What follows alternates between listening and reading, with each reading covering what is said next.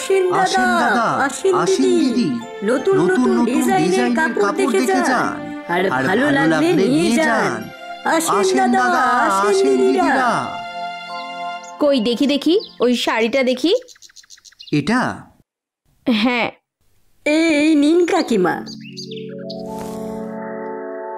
উমা, এটা যে খুব সুন্দর। তা এটার দাম কত? কাকিমা, এটা বাজারে দাম আছে 600 টাকা, কিন্তু আপনি এটা 500 টাকায় নিয়ে যান। ওরে বাবারে, 500 টাকা? না না না, এত দামে তো নিতে পারবো না। ওই 300 টাকায় দিতে পারবো। মাত্র 300? আর একটু বাড়িয়ে দিন, আর শাড়িটা নিয়ে যান। ওই যা বললাম, ওর থেকে বেশি পারবো না। আচ্ছা ঠিক আছে কাকিমা, আপনি নিন।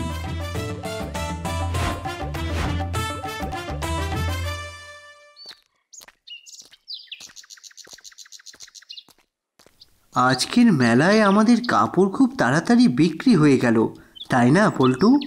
হ্যাঁ ভাই লালটু, তুই ঠিকই বলেছিস। আমি তো ভাবলাম আবার বেশি দেরি না হয়ে যায়, না হলে কিভাবে যে এতটা পথ হেঁটে যেতাম। কেন? কিভাবে কেন? 2 পায়ে হেঁটে যেতাম, এতে ভাবার কি আছে? মানে তুই জানিস তো আমার হাঁটার সমস্যা নেই, ওই অন্ধকারে হাঁটতে খুব একটা ভালো লাগে না। আচ্ছা, ভালো লাগে নাকি অন্ধকারে ভয় পাস? আচ্ছা, তুই তো ভয় পাস কেন রে? কই না তো, আমি ভয় পেতে যাব কেন? হ্যাঁ। ও তাই? ঠিক আছে, নে তাড়াতাড়ি চল। আবার রাস্তার মাঝে একটা জঙ্গল আছে তো, সন্ধে হবার আগে পেরোতে হবে। বল বল, চুপ করে গেলি কেন? বল। না হলে রাত হয়ে যাবে আর কি। হ্যাঁ হ্যাঁ, ঠিক আছে ঠিক আছে, এতে হাসার কি আছে? হ্যাঁ, সন্ধ্যের পর রাত হওয়াটা তো স্বাভাবিক। এইভাবে তারা দুজনেই কথা বলতে বলতে এগিয়ে যায়। ঠিক তাই হলো। জঙ্গল পেরোনোর সময় আরে বাহ, কি মধুর ডাক! আহা কি আনন্দ আকাশে বাতাসে, শাখে শাখে পাখি ডাকে, কত শোভা চারিপাশে। আহা কি আনন্দ আকাশে বাতাসে। ব্যাটার আনন্দ হচ্ছে, এই দেখে আমার ভয় একেবারে ফেটে যাচ্ছে। আর এই জঙ্গলটা তেমনি শেষ হতেই চাইছে না। পল্টু, আরে এই পল্টু!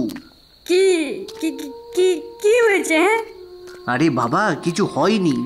তুই যেভাবে জঙ্গলের চারিদিকে তাকিয়ে যাচ্ছিস, আমি ভাবলাম যে কিছু একটা হয়েছে। না না, কিছু হতে যাবে কেন? এই তো আমি বেশ হাঁটছি।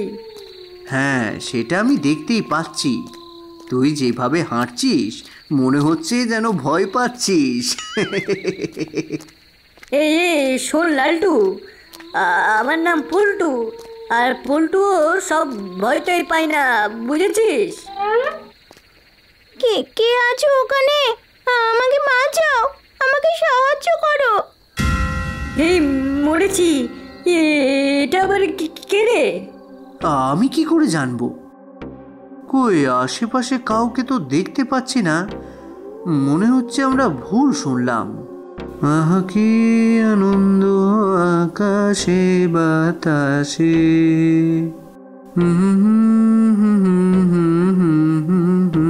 বাতাসে।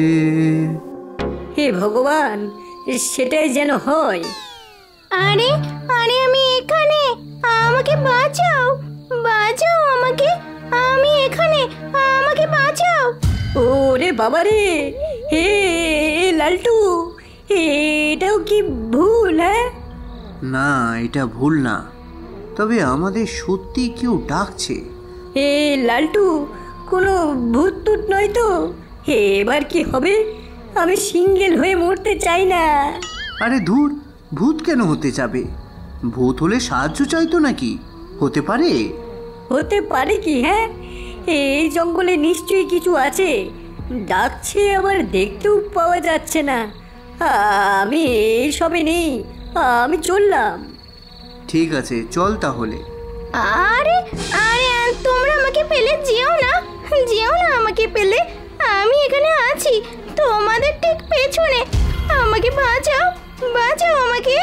ওরে বাবা, ও তো পেছনেই আছে। ওরে পালা রে লালটু, পালা এখান থেকে। এই পল্টু, দাঁড়া, একবার পেছনে তাকিয়ে দেখলে হয় না? কি কি বললি? পেছনে তাকাবি? ওই যত সব ডাকিনি যোগিনীর দলগুলো পেছনে তাকাতেই বলে। একবার তাকালেই ক্যাক করে ঘাড়ে মোটকে দেবে। হ্যাঁ।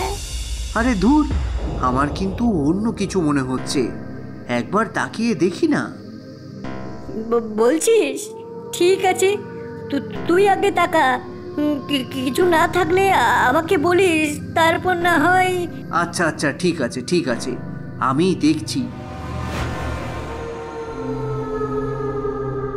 কি রে, কিছু দেখতে পেলি? না, পেছনে তেমন কাউকে তো দেখতে পাচ্ছি না। বাপরে, বাঁচা গেল। এবারে চল এখান থেকে তাড়াতাড়ি বেরিয়ে গেলেই বাঁচি। হ্যাঁ ঠিক আছে, চল। ওরে তোরা দুজনে হচ্ছিস এক নম্বরের গাধা রে, একবার নিচে তাকাবি না? ওরে বেটা, এ ভূত আবার গালাগালিও করে। লালটু, এবার ভূতের লাত খাওয়ার আগেই আমাদের এখান থেকে পালিয়ে যাওয়াই ভালো। এই তুই থাম তো, একবার নিচে তাকিয়ে দেখি না। ঠিক আছে, তাকা তাকা, ভালো করে তাকা। কিরে লালটু, কিছু নেই তো? নেই নেই, কিছুই নেই। ও একটা বেড়াল ছাড়া কিছুই নেই। ও বেড়াল, ঠিক বলেছিস তো, ও তো একটা বিড়াল। মিয়াও, এত হাসাহাসির কারণ কি আছে শুনি? ওরে পালা রে লালটু, পালা এখান থেকে। হ্যাঁ তাই তো, এ তো দেখছি বেড়াল ভূত। না না, এখানে থাকাটা সুবিধে হবে না। চল চল। আরে দাঁড়াও, আমি ভূত নই।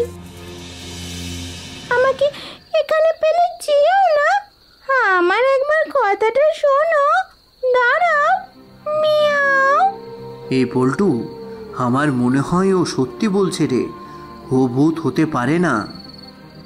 আচ্ছা, ও যদি ভূত না হয় তাহলে কি আমরা অন্ধ? মানে একটা বেড়াল মানুষের মতো কথা বলছে, আর তুই বলছিস ও ভূত না? তুই জানিস না সে নিশ্চয়ই আমাদের মারার ফাঁদে আছে। হ্যাঁ, এটা তো মন্দ বলিসনি। মিয়াও, তোমরা থামবে? হ্যাঁ, আমি তো বলছি আমি ভূত না, আমি একটা বেড়াল। তোমাদের কাছে কেউ সাহায্য চাইছে, আর তোমরা ওর সাহায্য না করে শুধু নিজেদের মধ্যে বকাবকি করছো। আমার পা না এই জালের মধ্যে আটকে গেছে, তাই আমি সাহায্য চেয়েছিলাম। হ্যাঁ, সেটা তো আমরা দেখতে পাচ্ছি, কিন্তু তুমি যে মানুষের মতো কথা বলছো সেটাও যে সত্যি। মানুষ ছাড়া মানুষের মতো কথা বলতে কে পারে? আচ্ছা ঠিক আছে, তোমরা এটাই জানতে চাইছো তো আমি কিভাবে মানুষের মতো কথা বলতে পারি? ঠিক আছে, তবে শোনো, তারপর না হয় তোমরা আমাকে সাহায্য করবে। এটা অনেক দিন আগের কথা। একবার আমি খাবারের সন্ধানে এক পাহাড়ে পৌঁছে যাই। ঠিক তখনই এক সাধুকে দেখলাম। তিনি মৃত্যু শয্যায় শুয়েছিল আর জল চাইছিলেন। তার পাশে জল ভরা একটা ঘট রাখা ছিল। আমি ভাবলাম হয়তো ওই ঘটের মধ্যে আমার খাবারের জন্য কিছু জল আছে, তাই আমি সেখানে গেলাম। কিন্তু ভুলবশত আমার পায়ের ধাক্কায় সেই ঘট পড়ে যায়, এবং সঙ্গে সঙ্গে জলের অংশটুকু ওই সাধুর মুখে গিয়ে পড়ে। অজান্তেই আমি সাধুকে সাহায্য করেছিলাম।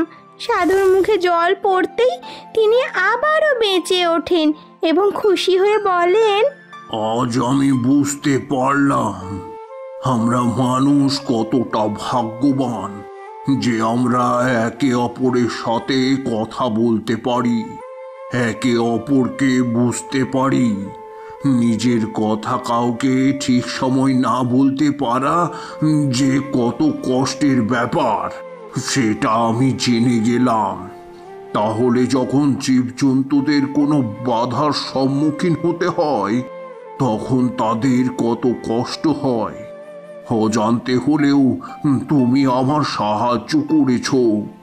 তাই আমি তোমাকে আশীর্বাদ করছি যে আজ থেকে তুমিও মানুষদের মতো কথা বলতে পারবে, যাতে ভবিষ্যতে কোনো সমস্যার সম্মুখীন হলেও তুমিও কাউকে নিজের কষ্টের কথা বলতে পারো। আর সেই থেকে আমিও কথা বলতে শুরু করলাম, মিয়াও। নিশ্চয় সে সাধু পরমাত্মার অংশ ছিলেন, তাই তিনি তোমাকে এই আশীর্বাদ দিয়েছিলেন। না হলে কি অসাধ্য কাজকেও সাধ্য করতে পারে? হ্যাঁ ঠিক তাই। আর আমরা কি না ভূত ভেবেছিলাম। পল্টু, আমরা না, বল আমি ভেবেছিলাম। আচ্ছা, এখন শুধু আমি ভেবেছিলাম হয়েছে। দেখ, লালটুকেও মনে মনে ভয় পায়, আবার কেউ আমার মতো বলে বলে ভয় পায়।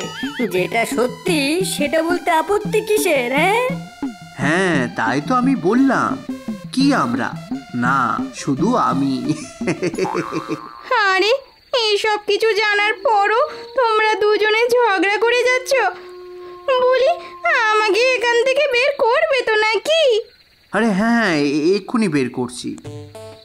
এরপর লালটু ও পল্টু দুজনে ওই বেড়ালকে জাল থেকে মুক্ত করে দেয়। বেড়াল জাল থেকে মুক্ত হয়ে তাদের ধন্যবাদ জানিয়ে সেখান থেকে চলে যায়। এই লালটু, এবারে আমরা যাই, না হলে যে সত্যি সত্যি ভূত এসে যায়। তাহলে কি? তাহলে ওকেও সাহায্য করে দেব, কি বলিস? হ্যাঁ, ও তাই? তবে একটা কথা, সত্যি মানুষ বড় ভাগ্যবান, একে অপরের সাথে কথা বলতে পারে, একে অপরকে বুঝতে পারে। হ্যাঁ, তাই তো বলি ভাই, বেচারা কণ্ঠহীন অসহায় প্রাণীদের উপর অত্যাচার করো না, তারাও যে কষ্ট পায় খুব। এই লালটু, আমি আজ থেকে শপথ নিচ্ছি যে আমি কোনো প্রাণীর উপর কোনো প্রকার অত্যাচার করব না, এবং আমার সামনে কাউকেও তা করতে দেব না। ঠিক বলেছিস, আমিও আজ থেকে শপথ নিলাম।